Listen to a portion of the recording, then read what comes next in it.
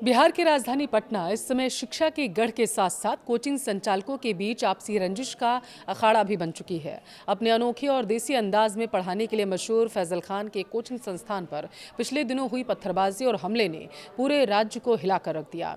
इस high profile विवाद ने उस समय नया मोड़ ले लिया जब पुलिस ने कार्रवाई करते हुए ज्ञानबिंदु जीएस एकेडमी के मुख्य संचालक यानी कि रोशन आनंद को उनके साथियों के साथ गिरफ्तार किया था।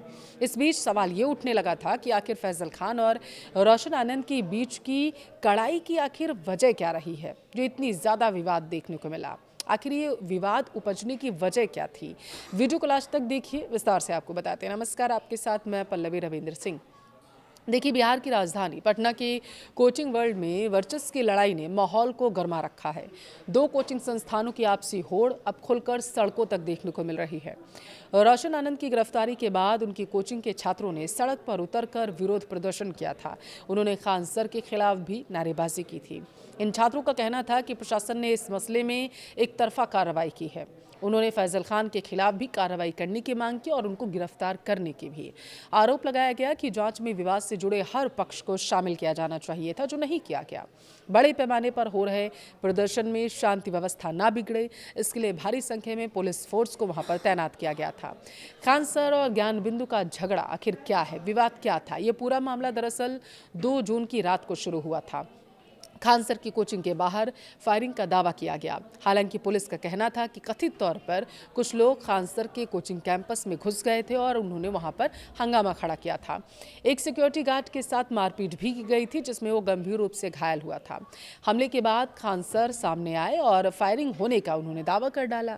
हालांकि पटना पुलिस ने इन दावों को सिरे से खारिज कर दिया और कहा कि आसपास के सीसीटीवी खंगाले गए हैं, लोगों से पूछताछ की गई, फायरिंग के फिलहाल के लिए सबूत नहीं मिले।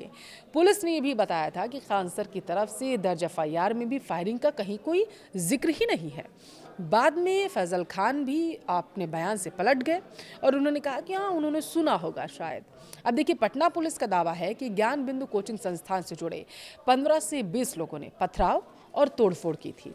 अब सवाल है कि ज्ञानबिंदु और खान सर के बीच का आखिर राड़ा है क्या, झगड़ा है किस बात का? बात फायरिंग और ईंट पत्थर तक आखिर पहुंच कैसे गई? पटना के कोचिंग जगत में हर कोई खान सर और ज्ञानबिंदु के बीच पुरानी अदावत के बारे में जानता है। दोनों के कोचिंग सेंटर्स पटना के मुसलपुर हाट में आसपास ही हैं। ये पटना का वो इलाका है जो कोचिंग का हब माना जाता है। आसपास के प्रदेशों से भी छात्र दारोगा, एसएससी जैसी प्रतियोगी परीक्षाओं की तैयारी करने के लिए यहाँ आते हैं। फैजल खान पढ़ाने के अपने अलग अंदाज के लिए मशहूर हैं, ये तो आप सबको पता है। अब प्रतियोगी छात्रों के अलावा वह सोशल मीडिया पर भी खूब पॉपुलर है। ज्ञानबिंदु के रोशन आनंद ने भी डिजिटल क्लास और प्रतियोगी परीक्षाओं की तैयारी के जरिए छात्रों का एक बड़ा आधार तैयार कर रखा है। दोनों कोचिंग संस्थानों में छात्रों के सिलेक्शन के आंकड़ों को लेकर प्रतिस्पर्धा लगातार हमें देखने को मिलती है। खान सर की कोचिंग का दावा होता है कि उनकी कोचिंग के छात्र परीक्षा में ज़्यादा बढ़िया परफॉर्म करते हैं। वहीं ज्ञानबिंदु वाले भी ठीक यही दावा करते हैं। अब आपको अगर याद हो तो कोचिंग पर हमले के बाद खान सर ने जो पहला बयान दिया था, उससे इस विवाद का एक और एंगल पता चला था। इसमें खान सर ने कहा था कि कम फीस में पढ़ाने की वजह से उनके यहाँ हमला करवाया गया। उन्होंने बिना किसी का नाम लिए कहा कि कम फीस में पढ़ाने के बाद भी हजारों छात्रों का सिलेक्शन होता है, इससे कुछ लोग चिढ़े हुए हैं और यही वजह है कि वो हमला करवाते हैं। हालांकि दोनों के बीच मेन मुकाबला ऑनलाइन से ज़्यादा हमें ऑफलाइन देखने को मिलता है, क्योंकि वैसे तो खान सर के पटना में कई जगह कोचिंग सेंटर्स हैं, लेकिन मुसलपुर हाट में खान सर और रोशन आनंद का कोचिंग सेंटर एक ही कैंपस में है। सिर्फ दोनों की गेट अलग अलग हैं और इसके चलते ये में टकराव लगातार देखने को मिलता है। अब आप पूरा मामला समझिए। दरअसल खान सर और ज्ञानबिंदु का जो मौजूदा विवाद है वो बिहार पुलिस के रिजल्ट को लेकर है। इसे लेकर दोनों अपने अपने दावे करते नजर आते हैं। बिहार पुलिस में इस बार दरअसल 19,000 लोगों का सिलेक्शन हुआ था। खान सर दावा कर रहे थे कि 12,000 लोगों का सिलेक्शन सिर्फ उनकी कोचिंग से हुआ है, जबकि रोशन दावा कर रहे थे कि 10,000 छात्र उनके यहाँ के थे जो सफल हुए और इसे लेकर पोस्टरबाजी हुई पटना में, जो टकराव की वजह बन गई। अब देखिए, इसमें कोई दो राय नहीं है कि कोचिंग संस्थानों के बीच जो कभी आम कंपटीशन माना जाता था, वह अब दबदबे, लोकप्रियता, इन्फ्लुएंसर इमेज को लेकर एक बड़ी लड़ाई में तब्दील हो चुका है। पटना में प्राइवेट कोचिंग का व्यापार इतना ज़्यादा बढ़ गया है कि तैयारी कराने वाले सरकारी संस्थान तकरीबन अब खत्म होते नजर आ रहे हैं। इसकी वजह से छात्रों की कोचिंग सेंटर्स पर निर्भरता अब बढ़ चुकी है।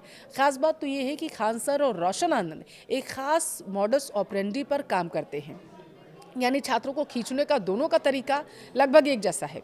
ये शिक्षक कम फीस और गरीब छात्रों के लिए फ्री में क्लासेस देने की मुनादी पिटवाते हैं, अपना चेहरा सोशल मीडिया पर चमकाते हैं और इससे उनको ज़रूरी प्रचार मिलता है, लोकप्रियता मिल रही है, जिससे छात्र इनकी ओर आकर्षित होते हैं।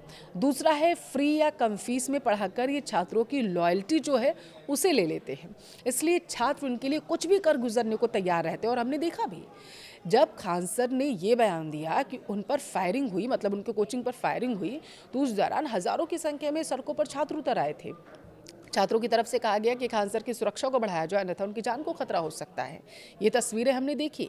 अब इसका नज़ारा पटना की सड़कों पर हमें बार बार देखने को मिलता है। खान सर और रोशन आनंद दोनों के कोचिंग के छात्र इनके लिए प्रोटेस्ट मार्च निकाल चुके हैं। अगर इस मसले पर हम थोड़ा गौर करें तो हमें मिलता है कि खान सर विवाद भारत के कोचिंग जगत के बदलते स्वरूप को दिखा रहा है, जहां शिक्षक अब केवल पढ़ाने वाले नहीं बल्कि सोशल मीडिया इन्फ्लुएंसर भी बनते जा रहे हैं। आपको क्या लगता है? क्या आप इस बात से इत्तेफाक रखते हैं? हमें कमेंट में ज़रूर बताएं।